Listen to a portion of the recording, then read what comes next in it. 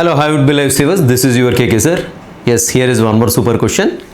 So చూద్దాం ఏంటి అది 2024 నీట్లో అడగడం జరిగింది. జస్ట్ ఒకసారి క్వశ్చన్ చూసి we try to understand the inner concept and ఎట్లా దాన్ని అసలు ఆ క్వశ్చన్ని ఎలా మనం అప్రోచ్ కావాలి, ఎలా ఆలోచించాలి, సో దీనిపైన ఫోకస్ చేస్తూ దీన్ని సాల్వ్ చేయడానికి అయితే ట్రై చేద్దాం. Right, here is the question. When a tall pea plant with round seeds was selfed. So దానితోటి అదే సెల్ఫ్ చేశాడు. But here we're not given the genotype of that particular plant. So ఇక్కడ ఏమంటున్నాడు అంటే tall pea plant with round seeds అన్నాడు. Both the characters are dominant characters. Pea plant అన్నాడు కాబట్టి రెండు కూడా డామినెంట్ క్యారెక్టర్స్. మరి రెండు డామినెంట్ క్యారెక్టర్స్ ఉన్నప్పుడు what could be the genotype of that plant? So ఏముండడానికి ఛాన్స్ ఉంది అంటే సో క్యాపిటల్ టీ ఉండడానికి ఛాన్స్ ఉంది. అండ్ అదేవిధంగా సో ఇక్కడ ఏమన్నాడు, రౌండ్ సీడ్స్ అన్నాడు. సో కాబట్టి ఇదో కాంబినేషన్ అయినా ఉండొచ్చు, ఓరల్స్ ఇలా ఓ కాంబినేషన్ అయినా ఉండొచ్చు. ఓకేనా? సో లేదు అంటే ఈ కాంబినేషన్లో కాకుండా ఇంకా వేరే ఏ కాంబినేషన్లో ఉండడానికి అయితే ఛాన్స్ లేదు. ఈ రెండు కాంబినేషన్లో లేదంటే ఇలా కూడా ఉండొచ్చు అండి. క్యాపిటల్ టీ అండ్ అదేవిధంగా క్యాపిటల్ ఆర్ స్మాల్ ఆర్ ఈ కాంబినేషన్లో అయినా ఉండొచ్చు. అండ్ లేదు అంటే ఇంకా చూస్తే మనం క్యాపిటల్ టీ అదేవిధంగా small T and capital R small R, so ఈ కాంబినేషన్ వచ్చింది. ఈ మూడు కాంబినేషన్స్లో ఏదైనా ఉండడానికి అయితే ఛాన్స్ జీనోటైప్.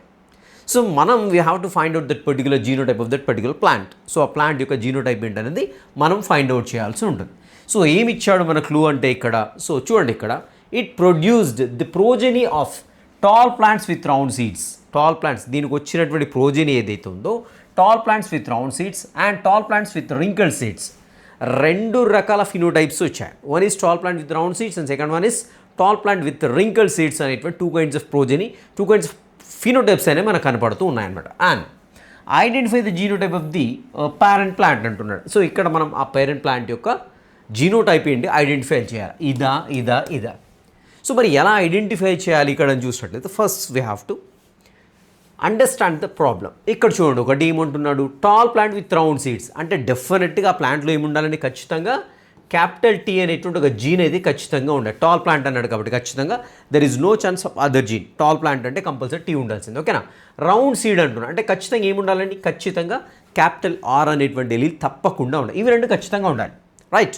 ఇంకొకటి ఏంటి, tall plant with wrinkle seeds అంటున్నాడు. Tall plant, so tall plant ఇక్కడ ఇఫ్ ఎట్ ఆల్ మనకి స్మాల్ టీ ఉందనుకుందాం, ఇంకొకటి ఎలీల్ స్మాల్ టీ ఉందనుకుందాం, ఏమవుతుంది?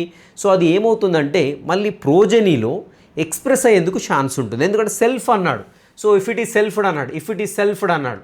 చూడండి, ఇక్కడ సెల్ఫింగ్ అన్నాడు. ఇక్కడ అంటే సేమ్ అదే జీనోటైప్ తోటి సెల్ఫింగ్ చేస్తామంటున్నాడు. సో కాబట్టి ఏంటి, సెల్ఫింగ్ చేసినప్పుడు ఎప్పుడైనా రెండు పేరెంట్స్లో ఒకటి కాన్సెప్ట్ గుర్తుపెట్టుకోండి. సెల్ఫింగ్ చేసినప్పుడు రెండు పేరెంట్స్లో, సో అంటే పేరెంట్స్ రెండిట్లో కూడా రెసెసివ్ జీన్స్ ఉంటేనే జీన్స్ ఎక్స్ప్రెస్ అవుతాయి.